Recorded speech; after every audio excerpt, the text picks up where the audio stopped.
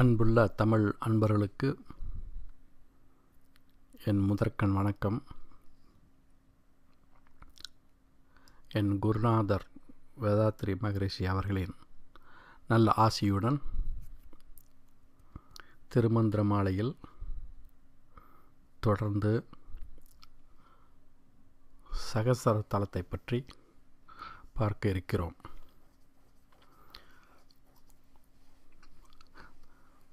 திருமூலர் சகசர தலத்தை பற்றிய பாடல்கள் நிறைய பாடியிருக்கார். அதனால் ஒரே பேச்சில் எல்லாத்தையும் அடக்க முடியாதுங்கிறதுக்காக தொடர்ச்சியாக சில பேச்சுகள் மூலமாக அதற்குள்ள பாடல் எடுத்து சொல்ல வந்திருக்கிறேன். இன்று அடுத்த ஒரு பாடலும், அதாவது இன்றைக்கி ஒரு 2 பாடல் பார்க்கலாம்.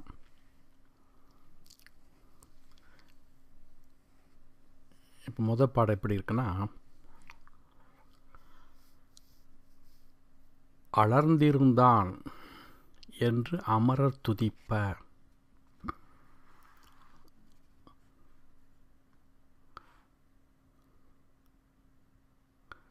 குளந்தரும் அங்கி கூடுற நோக்கி, சிவந்த பரமிது சென்று கதுவ,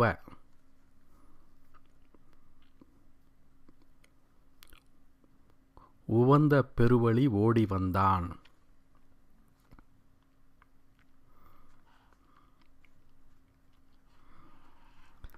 திருமந்திரம்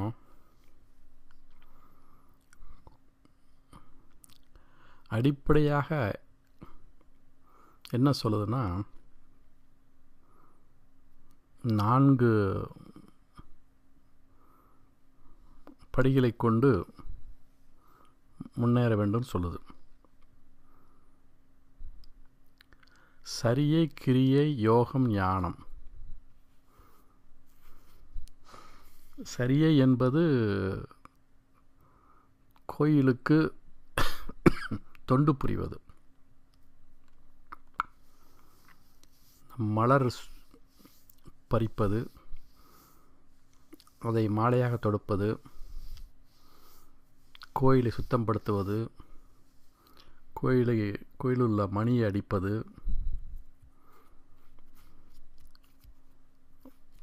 அப்புறம் அந்த காலத்தில் என்னென்னா, இப்போ இருக்குன்னு நினைக்கிறேன்னா, கோயிலுக்குன்னு என்று இந்த நாதஸ்வர கோஷ்டி ஒன்று இருப்பாங்க. அவங்க தவறாமல் அந்த குறிப்பிட்ட நேரத்தில் அவங்க தொண்டை புரிஞ்சிட்டு போவாங்க. இதெல்லாம் சரியில் வரும். கிரியை என்பது மந்திரம் சொல்லி, முக்கியமாக சிவாய நம என்ற மந்திரத்தை சொல்லி, அப்புறம்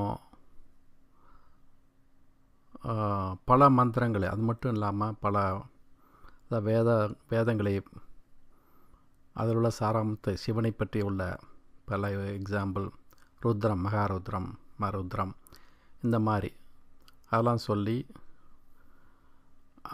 அர்ச்சனை செய்து வணங்கி வருவது கிரியை என்பது. அது மந்திர உச்சாரணம் செய்வது தொன்று இன்றும் வந்துட்டுருக்குது.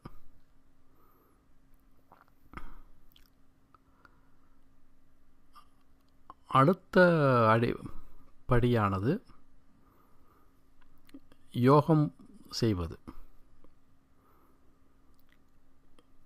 யோகங்கிறது ஒரு பரவலான ஒரு பெயர். அதாவது அட்டாங்க யோகம் என்றால் 8 படிகளை கொண்டது. அதில் தியானம் என்பது ஒரு பகுதி. திருமூலர் திருமந்திரத்தில் தியானத்தை பற்றி பேசும்போதெல்லாம் குண்டலினி தியானத்தை பற்றி தான் அதிகமாக பேசுகிறார். அப்படி அவர் அந்த மாதிரி குண்டலினி தியானத்தை பற்றி பேசும் பொழுது நம்ம உடம்பில் உள்ள ஆதார சக்கரங்களையும் சொல்லி தான் ஆக வேண்டும். அதனால் இந்த மூலாதாரம் முதல் கொண்டு சகஸ்ரம் வரையில் என்ன நடக்குது, எப்படி சக்தியானது மேல் நோக்கி செல்கிறது என்பதை பற்றி பல பாடல்கள் பாடியிருக்கிறார். அதுதான் நம்ம ஒன்று ஒன்றா பார்த்துட்டு வரோம். இப்போ இன்றைக்கு பார்க்கக்கூடிய பாடலும் அதே மாதிரி தான். மூலாதாரத்தில் இருக்கிற உறங்கி கொண்ட சக்தியானது அதனுடைய இருப்பிடம் தான். சக்திக்கு உள்ள இருப்பிடம் மூலாதாரம். அங்கே சுருண்டு படுத்துக்கிட்டு இருக்குமா. என்ன பாம்பு நல்ல பாம்பு பெட்டிக்குள்ளே சுருண்டு இப்படி படுத்துட்ருக்குதோ அதே போல் அவன் பாம்பாடு என்ன பண்ணுவான்னா, அவன் காசு சம்பாதிக்கும் பொழுது அந்த பெட்டியை மேல் இருக்க பெட்டியை மூடி எடுப்பான் பாருங்க. உடனே அந்த பாம்பு படம் எடுத்து எவ்வளோ வேகமாக படம் எடுத்து அது ஆடும் இல்லையா. அதுபோல் இந்த தூங்கி கொண்டிருக்கிற பாம்பானது நம்ம பயிற்சி பண்ணும் பொழுது தலை உச்சந்தலை நோக்கி போகும். அதற்கு தகுதியான மார்க்கம் சுழுமுனை மார்க்கம்தான். நம்ம செய்ய வேண்டிய கடமை என்னென்னா, குருவின் அருளால் அவரோட தியான பயிற்சி பெற்று நெத்தி புருவத்திலையும் உச்சந்தலையிலையும் தியானம் பண்ணணும். சில பயிற்சி முறைகள் கீழ் சக்கரத்திலே கூட தியானம் பண்ணுறதுக்கு சொல்லிக் கொடுக்குறாங்க, மூச்சு பயிற்சியோடு சேர்த்து.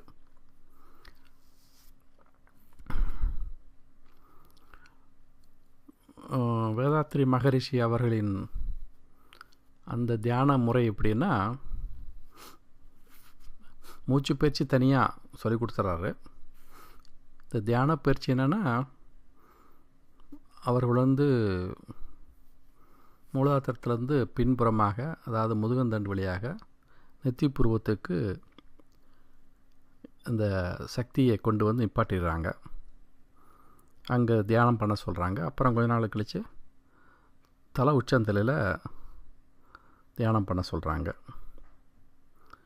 இப்படி பண்ணிக்கிட்டே வந்தோம்னா காலப்போக்கில்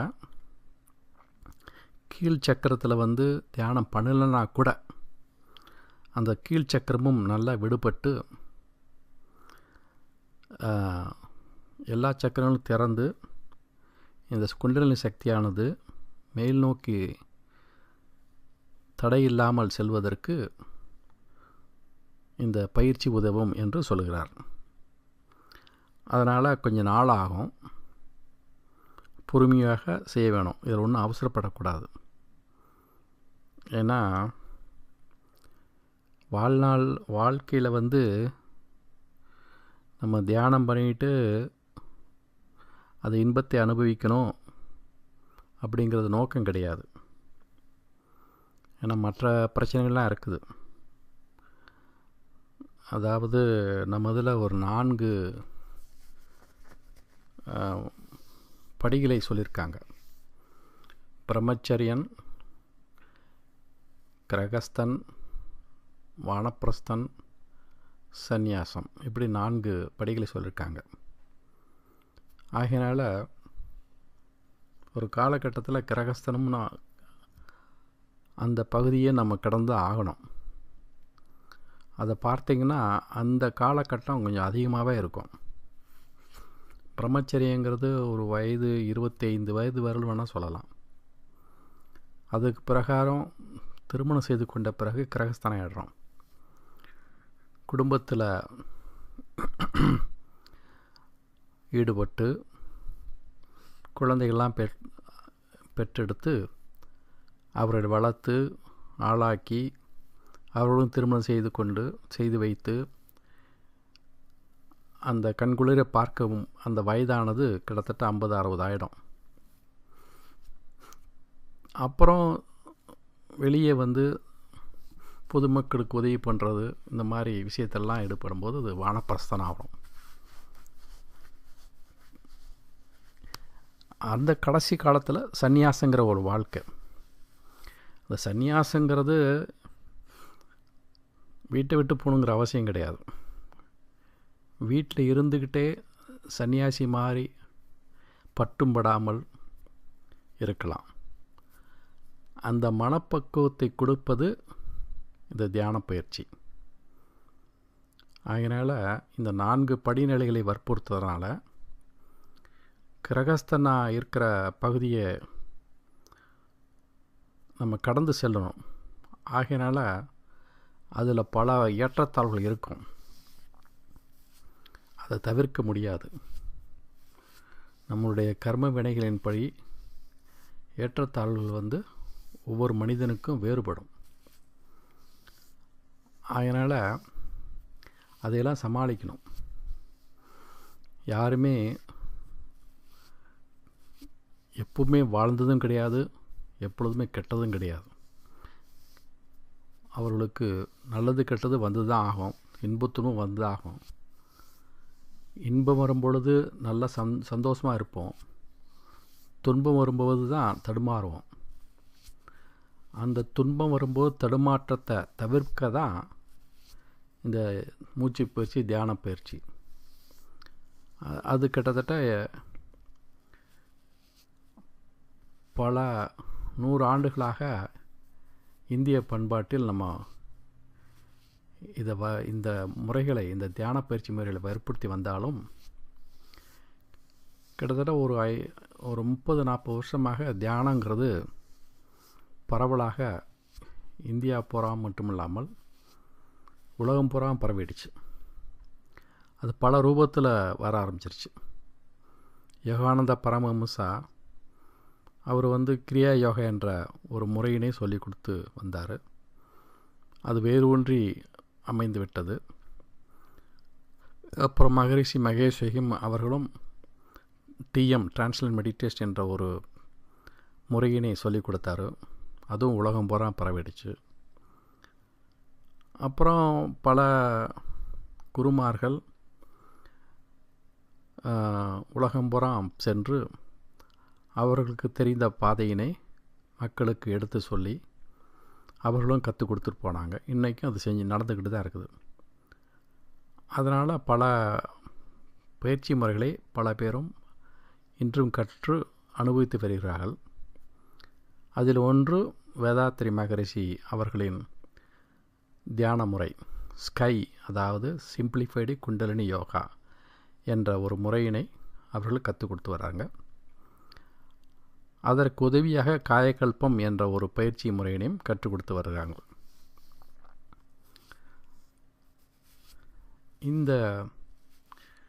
அதாவது கடவுள், இறைவன், இங்கே வந்து இறைவன் என்பது சிவபெருமான். இந்த திருமந்திரத்தை பேசும்பொழுதெல்லாம் சிவனும் சக்தியும் தான் பேசணும். அவருடைய அருளை தான் நமக்கு கிடைக்கும் என்று சொல்லுகிறார். ஸோ அவர்களுடைய அந்த அருள் நமக்கு எப்படிலாம் கிடைக்குன்னா, நாம் என்ன நினச்சி என்ன மாதிரி வழிபடுறோமோ அந்த மாதிரி அவர் அருள் புரிவார். என்ன, நாம் எந்த இடத்துல தியானம் பண்ணுறோமோ அந்த இடத்துல அவர் இருப்பார். 3வது இடத்துல இருக்கும் பொழுது அது மாதிரி பிரம்மாவாக இருப்பார். அடுத்த சக்கரத்தில் விஷ்ணுவாக இருப்பார். அதுக்கடுத்த சக்கரத்தில் ருத்ரமூர்த்தியாக இருக்கார். அப்புறம் மகேஸ்வரனாக இருக்கார். அப்புறம் சதாசிவனாக இருக்கார். நெத்திபுருவத்தில் அர்த்தநாரீஸ்வரர் இருக்கார். கடைசியாக உச்சந்தலையில் வந்து இந்த பிரம்மேந்திரம் என்று சொல்லக்கூடிய உச்சந்தலையில் சிவனாகவே இருக்கார். அப்படிப்பட்ட பொருள்பட பாடல் தான் இப்போ நம்ம இன்னைக்கு பார்க்கக்கூடிய பாடல். உச்சந்தலையில் ஒளி வடிவமாக அவருக்கு நமக்கு காட்சி அளிக்கிறார். அவர் சாதாரண காட்சி அளித்துருவாரா அப்படின்னா கிடையாது. நாம் பயிற்சி பண்ணி நம்ம அந்த உறங்கி கொண்டிருக்க சக்தியை மேல் எழுப்பி சகசரத்தில் கொண்டு சென்றால் அங்கு அவர் நமக்கு காட்சியளிப்பார். அதை பற்றிய பாடல் தான் இது. இப்போது இந்த பாடலுடைய விளக்கத்தை பார்க்கலாம். அலர்ந்திருந்தான் என்று அமரர் துதிப்ப. அதாவது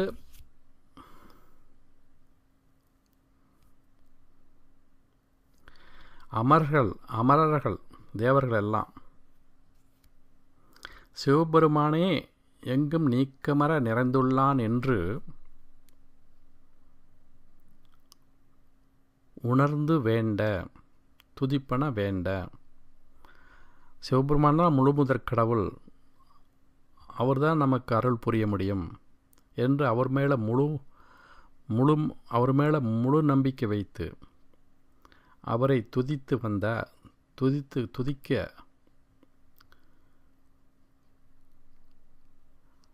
அப்போ என்ன ஆகும்? அவரை துதித்துக்கிட்டு நம்ம தியானம் பண்ணணும். அவர் மனதில் வைத்துக்கொண்டு தியானம் பண்ணணும். அப்போது தியானம் பண்ண பொழுது கீழ்நிலை இருக்க சக்கரத்தில், அதாவது மூலாதாரத்தில் இருக்கிற 6 ஆதாரங்களின் கீழான மூலாதார சக்கரம், அங்கே என்ன இருக்குது? அக்னிகளை. அது அக்னிகளை சுழுமணி வழியாக தான் போகும். இடநாடி வழியாக போவது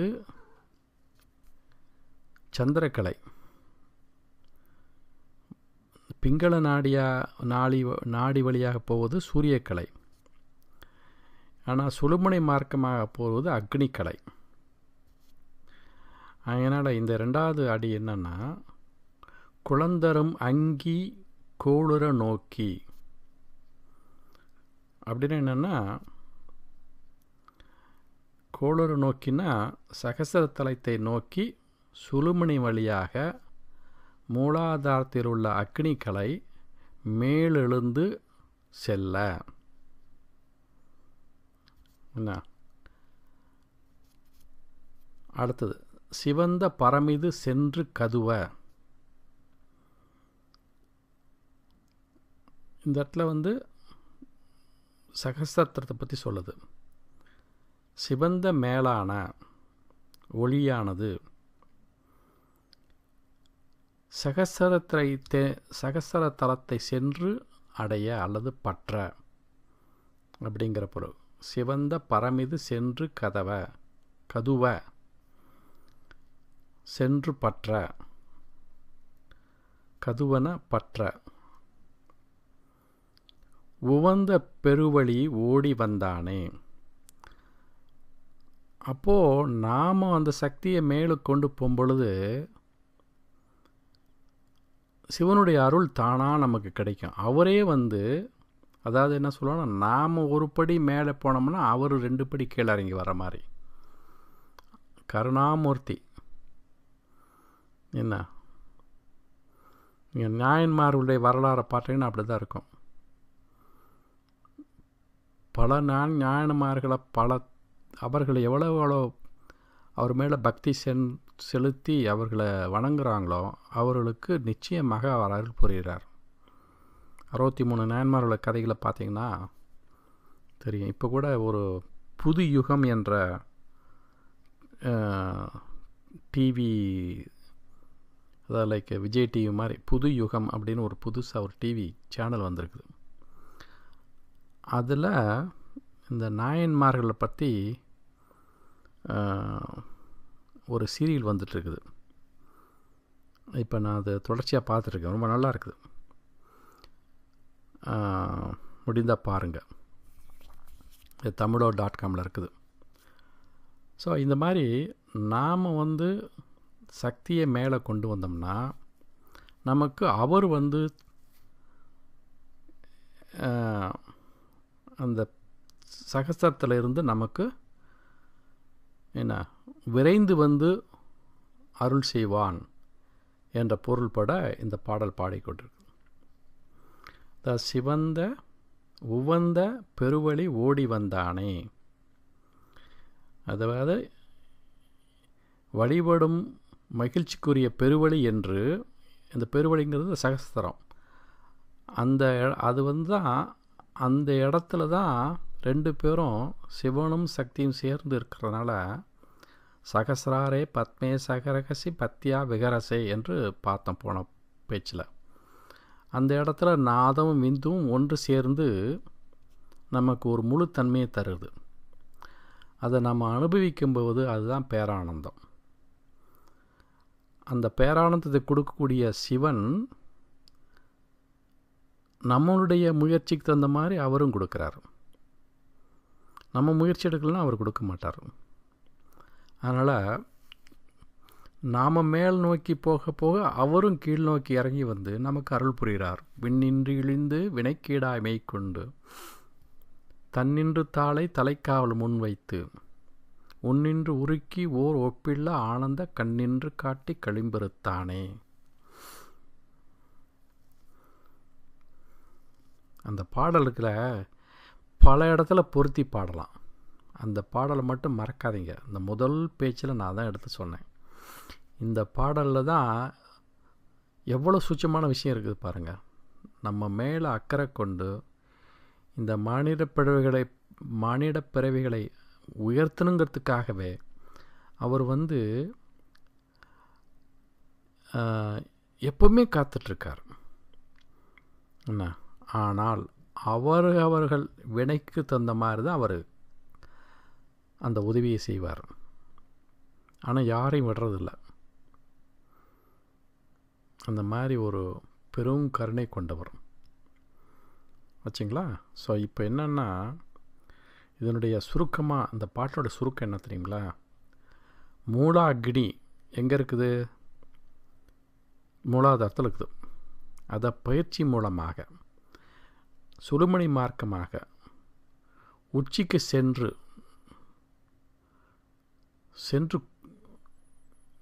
செல்ல வைத்தால் அங்கு சிவபெருமானை வெளிப்பட்டு நமக்கு அருள் புரிவார் என்று அந்த பொதுவான கருத்து. ஏன்னா நான் எடுக்கக்கூடிய பாடல் எப்படியா சகஸ்திரத்தில் வரும், சகசிராரம் இதில் வரணும். அதனால தான் அந்த மாதிரி பாடலாக கொஞ்ச நாளைக்கு எடுத்து பேச போகிறேன். ஏன்னா சகசிராரங்கிறது தான் அல்டிமேட் கோல் பிளேஸ். அதில் அங்கே இந்த தியானம் பண்ணுறவங்க அதை நினைத்து தான் பண்ணணும். அதுக்கு அந்த 10வது வாசல் திறந்துச்சுனாவே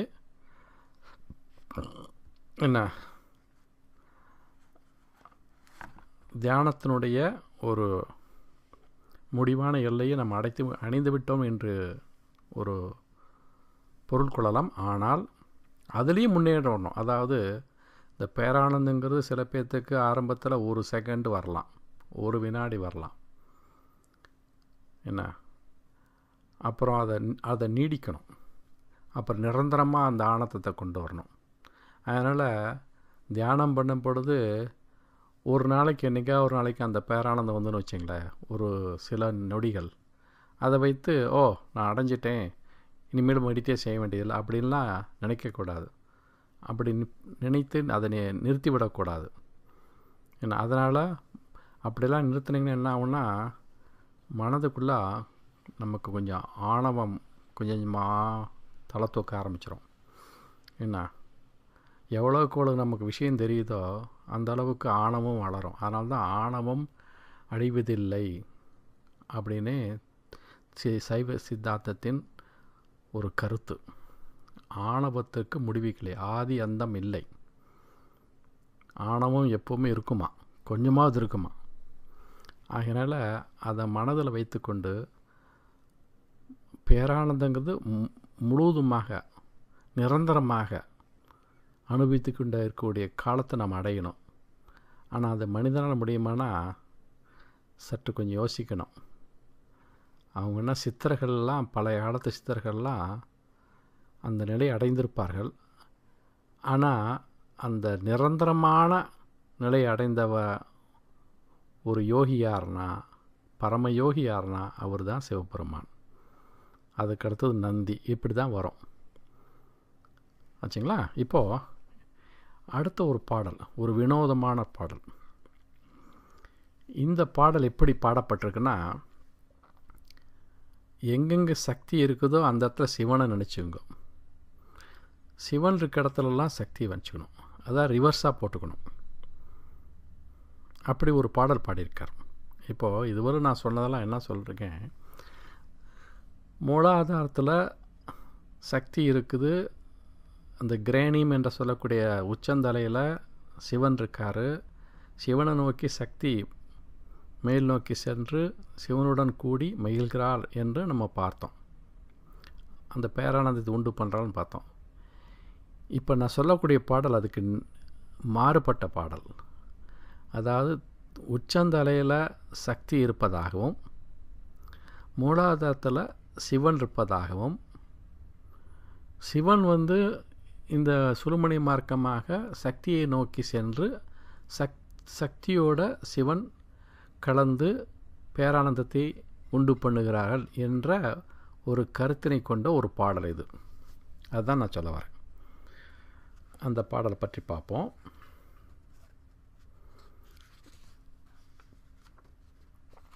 இந்த பாடல் எப்படி ஆரம்பிக்குதுன்னா,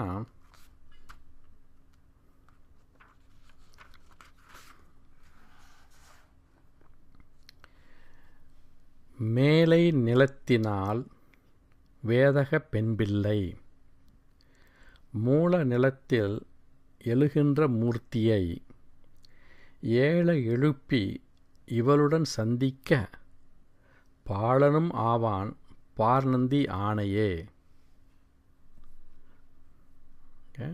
இப்போ இந்த பாடலை கொஞ்சம் விளக்கமாக பார்த்தோம்னா உங்களுக்கு புரியும் நான் சொன்னது. மேலை நிலத்தினால் வேதக பெண்பிள்ளை, வேதங்களெல்லாம் பெருமையாக பேசக்கூடிய இந்த சக்தியானவள் எங்கே இருக்கிறா? மேலை நிலத்தினால் சிரசின் மேல் எழுந்தருளி உள்ளாள். இங்கே ரிவர்ஸாக இருக்குது பாருங்கள்.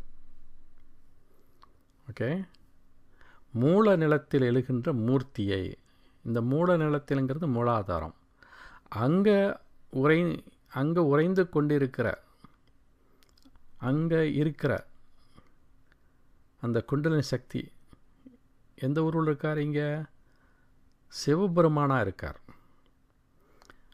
அவர் அந்த மூர்த்தி மூலாதாரத்தில் குண்டலினியாக கிரியாசக்தியுடன் பொருந்திய மூர்த்தியை, அதான் ரெண்டாவது வரை, மூல நிலத்தில் எழுகின்ற மூர்த்தியை ஏழ எழுப்பி இவளுடன் சந்திக்க, அந்த தியான பயிற்சி மூலமாக, மூச்சு பயிற்சி மூலமாக அந்த மூர்த்தியை சிரசினின் உள்ள